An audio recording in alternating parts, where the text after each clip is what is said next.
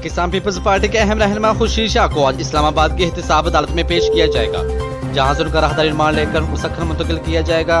यहाँ बात याद रहे, कौमी एहतसाब ब्यूरो ने पीपल्स पार्टी के अहम रहनुमा खुर्शीद शाह को कल इस्लामाबाद से गिरफ्तार किया था।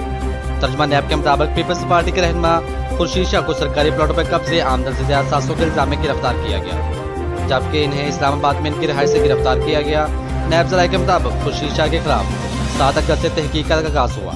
खुर्शीद शाह पर इल्जाम है कि उन्होंने कोऑपरेटिव सोसाइटी में बंगले के लिए एमनेस्टी प्लाट का कानूनी तौर पर नाम कराया। खुर्शीद शाह ने होटल, पेट्रोल पंप्स और बंगले फ्रंटमैन और बेनामीदारों के नामों पर बनाए, जबकि इब्तदाई तहकीक में ये तमाम इल्जाम साबित हुए हैं। अब उनसे मजीद तफ्तीश की जाएगी। इससे कबल नैब सख्खर ने खुर्शीद शाह को कल तलब कर रखा था, लेकिन उन्होंने खत लिखकर